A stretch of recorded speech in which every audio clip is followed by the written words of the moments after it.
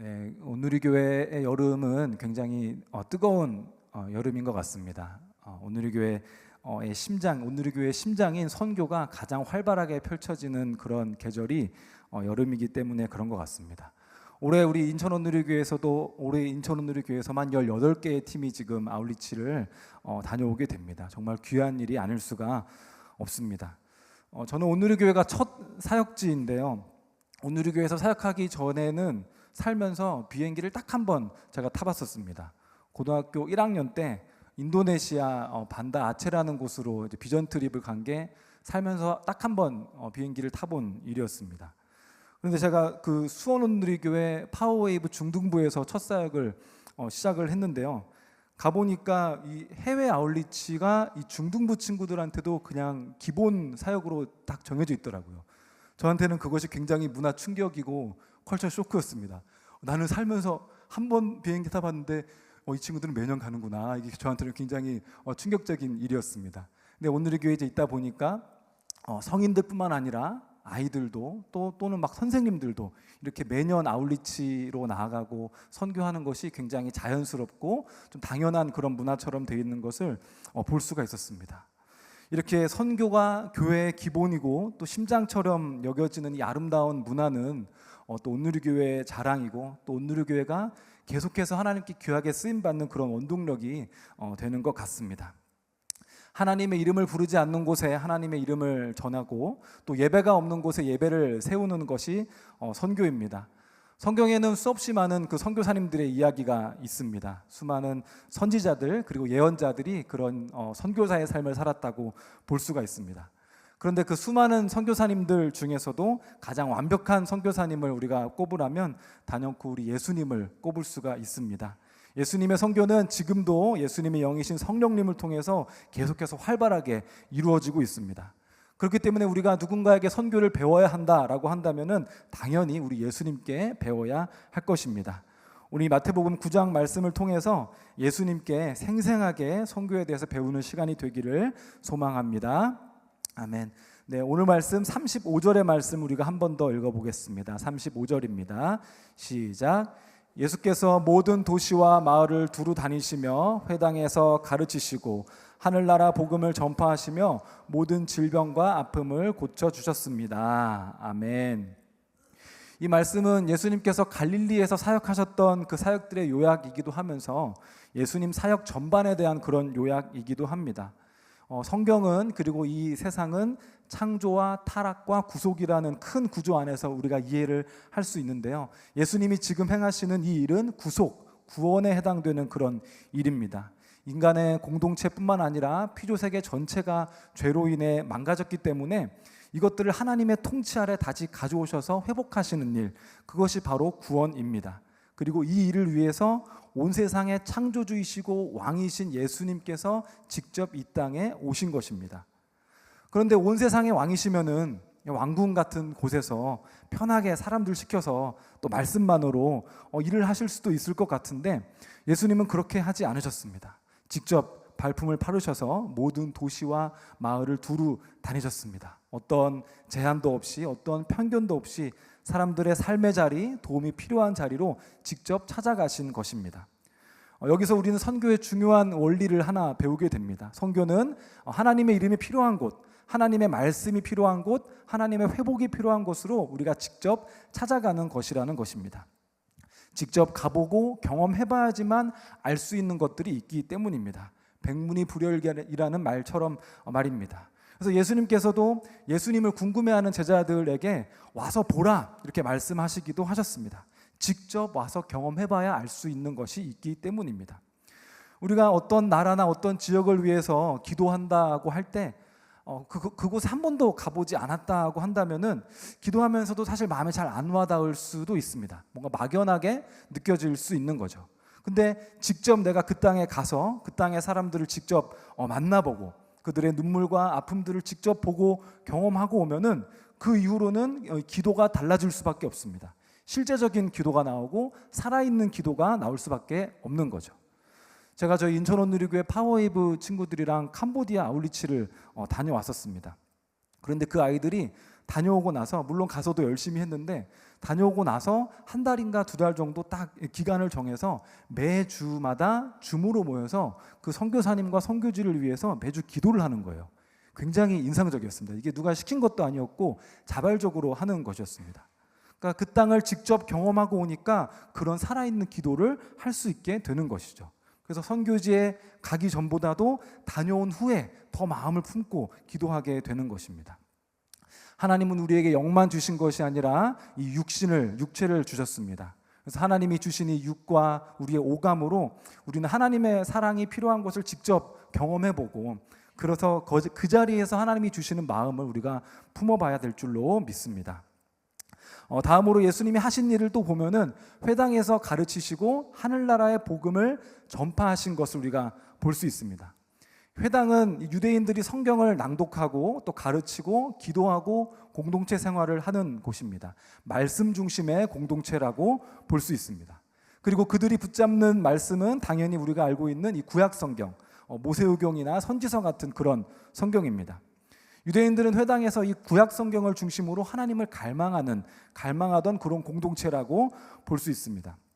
그렇기 때문에 예수님께서 다른 곳이 아닌 이 회당에서 이들을 가르치셨다라는 것은 굉장히 중요한 의미를 가진다고 볼 수 있습니다.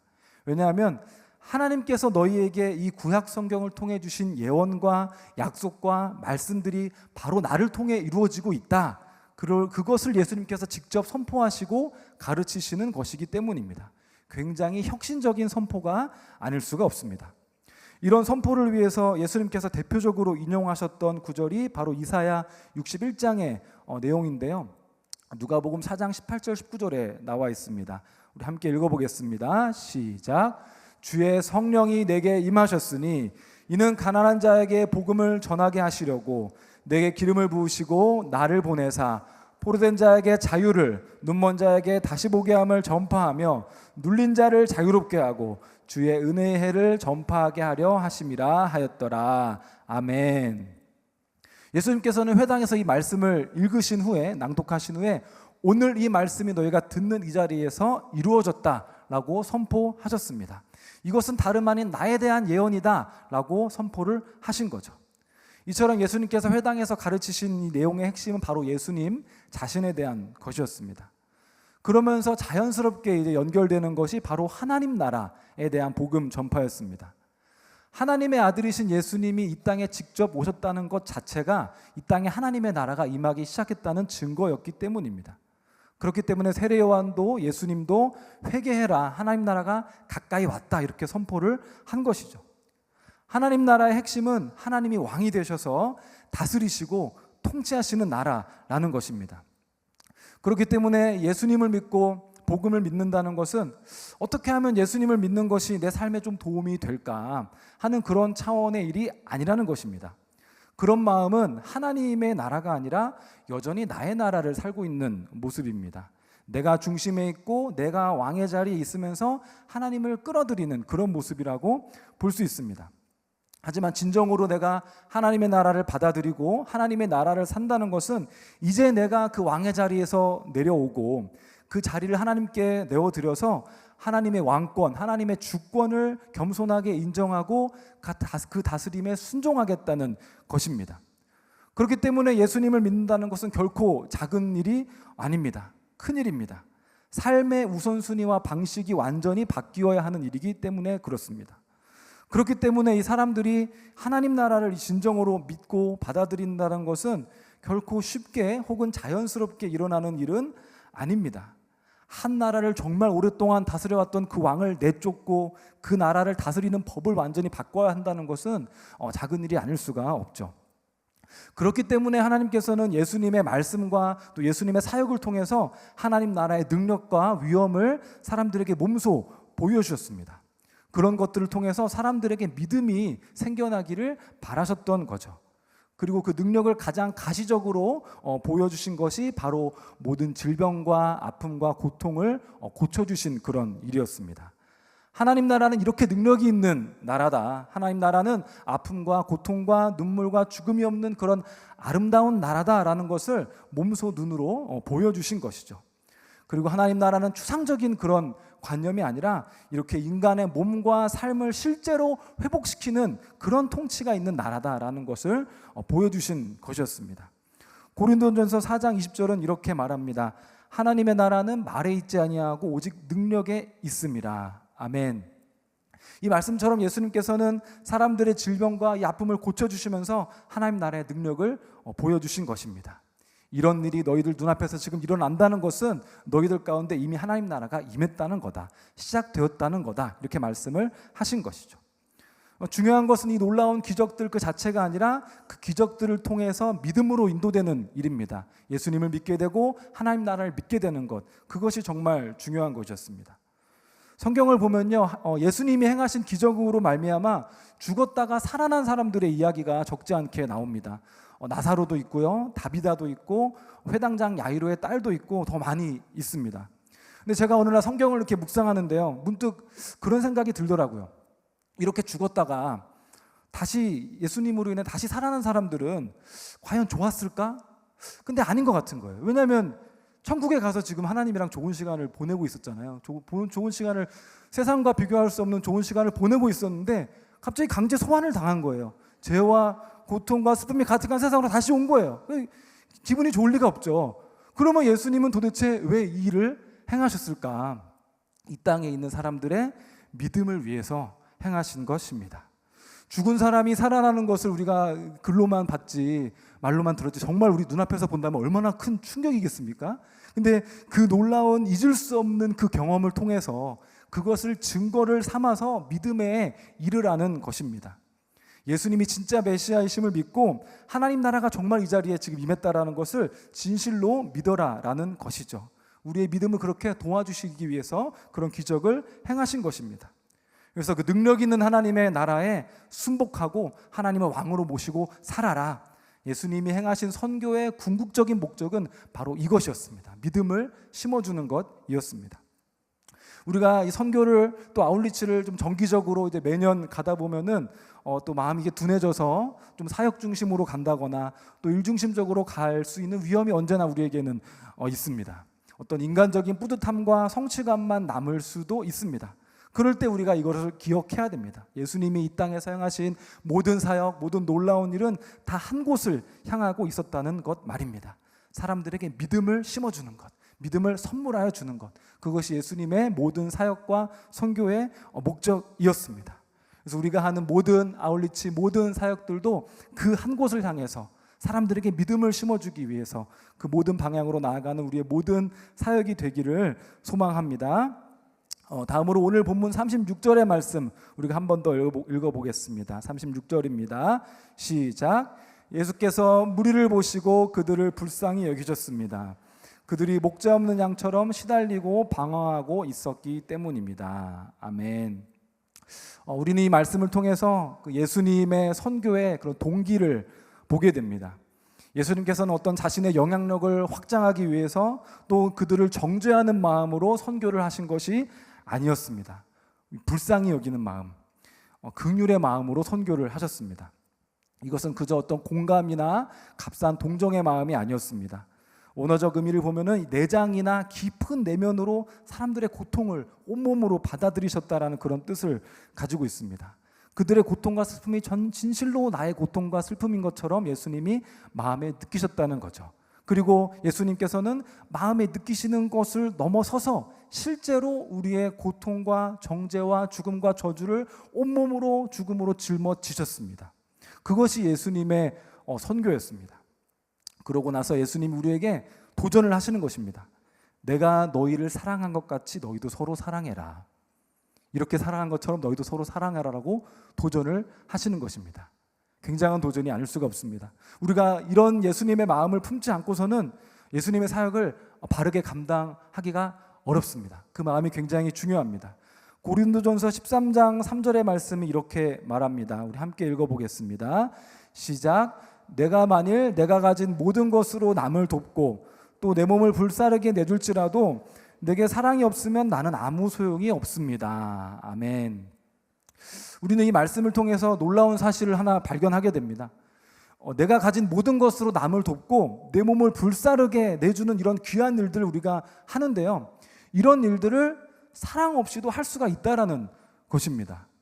우리가 선교를 하면서 굉장히 아름답고 따뜻한 사역을 하고 모든 것을 내어주는 그런 사역을 하는데 사랑이 없이도 그런 사역을 할 수가 있다라는 것이죠. 열심히 훈련되고 열심히 준비되면 그럴 수도 있겠죠. 그런데 사도 바울은 그것을 뭐라고 말합니까? 아무 소용이 없다. 아무 소용이 없다. 이렇게 말하는 것입니다. 요즘 말로 말하면 그건 영혼 없는 선교다. 이런 거라고 말하는 거라고 볼 수 있습니다. 예수님께서는 우리에게 엄청난 사역을 원하시는 것이 아닙니다. 엄청난 사역은 예수님이 훨씬 잘하십니다. 우리에게 예수님이 그걸 바라시는 것이 아니라 예수님이 우리를 사랑하셨듯이 우리의 모든 짐을 짊어지시면서 우리를 받아주시면서 사랑하신 것처럼 너희도 그렇게 사랑해라. 그렇게 사랑해라. 예수님이 우리에게 그것을 원하시는 것입니다. 너희가 서로의 짐을 서로 짊어지고 서로 받아주는 그런 사랑을 해라 라고 말씀하시는 것입니다. 사실 우리가 많은 사역을 하는 것보다 이게 훨씬 더 어려운 일일 수 있습니다. 이거는 뭔가 열심히 한다고 되는 일도 아닐 수도 있습니다. 우리의 심령과 마음이 변화되어져 간 그럴 필요가 있는 일이기 때문에 그렇습니다. 그렇기 때문에 우리가 이 본질과 이 방향을 놓쳐서는 안 됩니다. 끈질기게 붙잡고 그리스도의 마음을 붙잡고 나아가야 됩니다. 뭔가 우리가 사역에 지치고 일에 치이고 그럴 때 내가 잘하고 있다는 생각이 들 때 그때 내가 그리스도의 마음을 다시 돌아보고 끈질기게 붙잡아야 우리가 본질과 방향을 놓치지 않을 수가 있습니다. 그렇게 치열하게 우리가 예수님의 마음과 또 사랑을 품다 보면은 우리 가운데 예수님을 닮아가게 되는 그런 변화가 일어납니다. 중요한 변화 중에 하나는 예수님의 시선이 머무는 곳에 나의 시선도 머물게 된다는 것입니다. 목자가 없는 양처럼 시달리고 방황하는 사람들이 드디어 내 눈에 보이기 시작하는 것입니다. 그리고 생각보다 너무나도 많은 사람들이 목자 없는 양처럼 시달리고 방황하고 있다는 것을 알게 됩니다. 성경은 모든 사람에게는 목자가 필요하다고 말합니다. 우리에게는 스스로를 구원하고 스스로를 인도할 힘이, 그런 지혜와 능력이 없습니다. 그렇기 때문에 목자가 필요한데 참된 목자가 없으면 우리는 다 길을 잃고 제각각 자기 길로 흩어져가 버린다라고 이사야 53장이 우리 그렇게 말합니다. 하지만 아직도 참된 목자이신 예수님을 몰라서 공허하고 또 허무하고 또 의지하고 믿을 곳이 없어서 외로워하는 사람들이 너무나 많다는 것을 우리가 눈을 열어서 이제 보게 되는 것이죠. 이것은 또 해외 아울리치나 또 국내 아울리치로 나가지 않더라도 이미 내 주변에 너무 많다는 것을 우리가 알고 있습니다. 그러면 깨닫게 됩니다. 선교지가 따로 있는 것은 아니구나. 내가 있는 곳이 또 선교지일 수 있겠구나. 물론 우리가 떠나는 선교도 중요합니다. 하지만 안타깝게도 우리 중 대부분은 이 떠나는 선교를 1년에 한 일주일 정도밖에는 사실은 가지 못합니다. 그렇다면 그 이외의 시간들은 선교를 안 해도 되는가? 그 이외의 시간들에는 선교의 대상이 없는가? 그렇지 않다라는 거죠. 참된 목자이신 예수님을 알지 못해서 시달리고 방황하고 신음하는 영혼들이 우리 주변에 정말 많이 있습니다. 특별히 우리나라의 이 다음 세대는 거의 그 수치상으로 봤을 때는 미전도 종족처럼 이제 되어버렸습니다. 그래서 우리가 다른 나라에 아울리치를 가는 것처럼 다른 나라에서 우리한테 아울리치를 와야 되겠다고 생각이 들 정도로 이 다음 세대의 복음화율은 정말 낮은 그런 상황입니다. 그래서 예수님께서 우리에게 뭐라고 말씀하십니까? 오늘 본문 37절과 38절에 이렇게 말씀하십니다. 37절과 38절 함께 읽어보겠습니다. 시작. 그때 예수께서 제자들에게 말씀하셨습니다. 추수할 것은 많은데 일꾼이 적구나. 그러므로 추수할 주인에게 추수할 들판으로 일꾼을 보내달라고 요청하라. 아멘. 사랑하는 여러분, 추수할 것이 여전히 많습니다. 아직도 많이 있습니다. 우리가 사랑으로 찾아가야 될 영혼들이 아직도 많이 있습니다. 예수님의 이름과 예수님의 능력이 선포되어야 될 곳들이 아직도 너무나도 많이 있습니다. 예수님께서는 분명히 이 하늘나라 복음이 온 세상에 전파돼 모든 민족들에게 증언될 것이다. 그때서야 끝이 올 것이다 라고 말씀하셨습니다. 아직 이 세상의 끝이 오지 않았습니다. 그것은 무슨 뜻이냐? 아직도 이 하늘나라의 복음을 모르는 사람들이 많이 있다라는 뜻입니다. 이것은 단순히 하나님에 대해서, 예수님에 대해서 한번 들어본 적이 있냐 없냐, 들어본 적이 있냐 없냐에 대한 그런 문제를 말하는 것이 아닙니다. 하나님 나라의 영광과 그 능력을 진정으로 알고 그 하나님 나라의 백성으로 들어가야 될 사람들, 하나님 나라로 침노에 들어가야 될 사람들이 아직도 너무나 많이 있다라는 것입니다. 그렇기 때문에 추수할 주인이신 예수님, 하나님께서 지금도 그 일꾼을 찾고 계십니다. 하지만 하나님께서 우리에게 무작정 가라 이렇게 말씀하지 않으십니다. 38절에 보니까 일꾼을 보내달라고 요청해라 이렇게 말씀을 하십니다. 뭘 먼저 하라는 거냐면 기도를 먼저 하라는 것이죠. 추수의 주인은 우리가 아닙니다. 우리가 어떻게 막 노력을 해서 추수를 많이 하는 게 아닙니다. 추수의 주인은 하나님이시니 하나님께 기도함으로 선교를 시작해라 이렇게 말씀을 하십니다.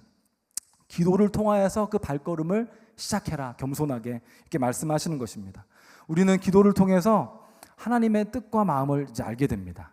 하나님의 뜻과 마음으로 내가 변화되어져 가게 됩니다.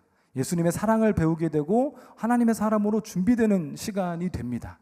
기도를 통해서 나의 원과 나의 그런 요구사항들을 하나님께 관철시키는 것이 아니라 기도를 통해서 오히려 내가 하나님의 뜻대로 변화되어져 갑니다. 참된 기도는 우리에게 그런 변화와 그런 생명을 우리에게 가져다 줍니다. 그렇게 우리가 기도를 하면서 선교를 위해서 준비가 되는 거죠. 그러면서 이 선교의 위대한 발걸음이 기도로부터 시작이 되는 것입니다. 그래서 우리가 읽은 본문 다음을 보게 되면은 예수님께서 너희들 기도해라, 하나님께 요청해라 하신 다음에 제자들을 바로 다음에 파송하시는 그런 장면이 나옵니다. 우리에게 기도를 하라 하시고 기도로 준비시키신 다음에는 파송을 시키시는 것입니다. 나는 기도만 해야지 그게 아닌 겁니다. 기도를 하고 하나님이 변화시키기 위해서 파송을 하신다는 것입니다. 그리고 이 무엇보다 이 기도를 통해서 내가 혼자가 아니라는 것을 알게 됩니다. 예수님이 세상 끝날까지 나와 함께 하시는구나라는 것을 기도를 통해서 또 말씀을 통해서 확신을 할 수 있게 됩니다. 오늘 우리가 이 자리에서 하나님께 기도하는 입술과 심령이 놀라운 하나님의 선교의 시작이 될 줄로 믿습니다. 그래서 여러분들이 가는 곳마다 그곳이 어디든지 간에, 멀리 해외이든지 간에, 국내이든지 간에, 여러분들 가정과 일터이든지 간에 그 자리에서 예수님의 주되심이 명확하게 선포되고 하나님의 나라가 능력을 떨치고 임하고 모든 어두움이 물러가게 되기를 주님의 이름으로 축복합니다. 이 시간에 우리 들은 말씀을 또 마음과 영혼에 새기면서 함께 기도했으면 좋겠습니다. 우리가 이 시간에 기도할 때에 우리의 기도의 입술과 심령을 통하여서 또 다른 선교가 시작이 될 것입니다. 주님이 그렇게 사용하실 것입니다. 우리를 변화시켜 가실 것입니다. 이 자리에서 기도하실 때 그 기도와 입술과 심령 가운데 주님 놀랍게 축복하실 줄을 믿습니다. 먼저 기도하실 때에 주님, 오늘 예수님을 통해서 우리가 선교에 대해서 배웠습니다. 선교는 우리가 직접 몸으로 나아가면서 예수님의 구원자 되심을 선포하고 하나님의 나라의 임재를 선포하고 모든 어두움을 물리치는 것이라는 것을 예수님을 통해서 배웠습니다. 주님, 우리가 하는 모든 선교가, 우리가 하는 모든 그 사역들이 주님의 선교를 담게 하여 주시옵소서.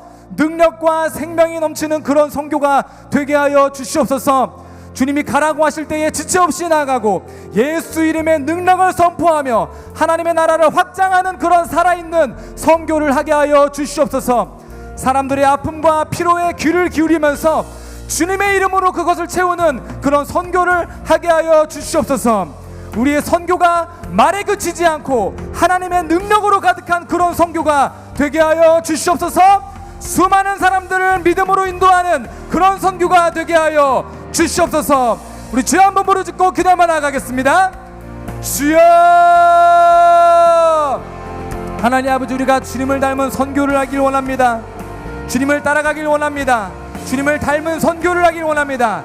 하나님 아버지, 우리가 직접 나아가서 온몸으로 나아가서 주님 부르시는 곳으로 지체 없이 나아가서 예수께서 메시아이심을, 예수께서 구원자이심을, 예수께서 왕이심을 선포하게 하여 주시옵소서. 그 선포 가운데 능력을 더하여 주시옵소서. 그 선포 가운데 하나님의 나라가 임하게 하여 주시옵소서. 하나님의 온전히 다스리심이 임하게 하여 주시옵소서. 모든 영혼들이 무릎 꿇고 주님께 경배하게 하여 주시옵소서.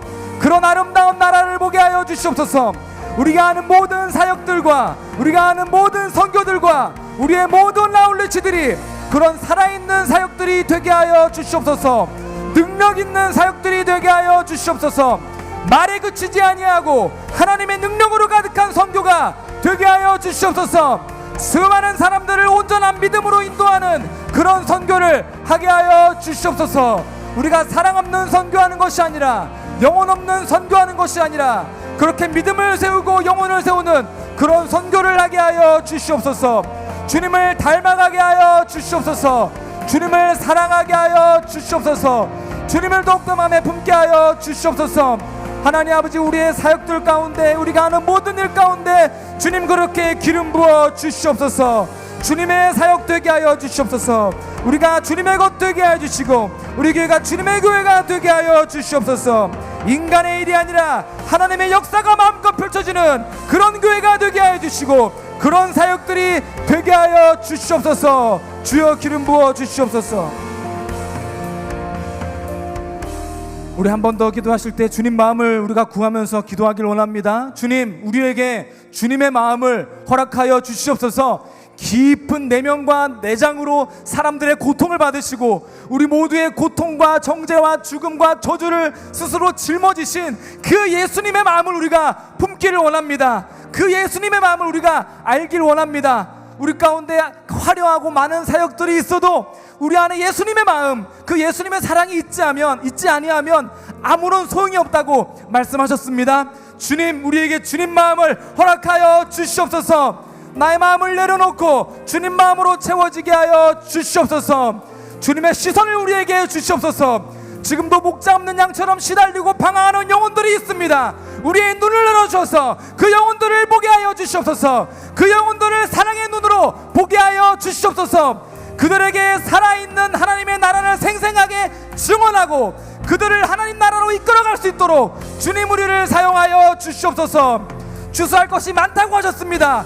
주여 우리를 보내주시옵소서. 우리가 준비되게 하여 주시옵소서. 주의 마음으로 주의 영으로 준비되게 하여 주시옵소서. 우리가 주여 한번 부르짖고 기도하며 나가겠습니다. 주여. 하나님, 우리가 주님의 마음을 받길 원합니다. 주님의 영을 받길 원합니다. 주님의 사랑을 받길 원합니다. 하나님 아버지, 우리의 것으로 안 됩니다. 우리의 마음으로 안 됩니다. 우리의 사랑으로 안 됩니다. 주님 마음 부어주시고 주님 영을 부어주시고 주의 사랑 부어주시옵소서. 우리가 주님의 사랑을 흉내조차 낼 수가 없습니다. 주님 우리를 도와주시옵소서. 모든 고통을 짊어지시고 죽음을 직접 짊어지신 그 사랑을 우리가 알게 하시고 그 사랑을 닮아가게 하여 주시옵소서. 우리가 사랑 없는 사역하지 않게 하시고 영혼 없는 사역하지 않게 하여 주시옵소서. 주님 아버지, 우리가 진심으로 주님 마음으로 나아가는 그런 사역을 하게 하여 주시옵소서. 우리의 눈을 열어주셔서 주님의 시선을 우리에게 주시옵소서. 지금도 목자 없는 양처럼 방황하는 수많은 영혼들이 있습니다. 우리의 눈을 열어주셔서 그 영혼들을 보게 하여 주시옵소서. 그 영혼들의 필요를 보게 하시고 그 영혼들에게 필요한 것을 채울 수 있는 그 능력과 주님 아버지 은혜를 우리 가운데 허락하여 주시옵소서. 하나님 나라가 점점 더 넓어져 나가길 원합니다. 하나님 나라가 생생하게 증언되길 원합니다. 우리를 보내주시옵소서. 우리를 사용하여 주시옵소서. 우리가 말씀과 기도로 준비되길 원합니다.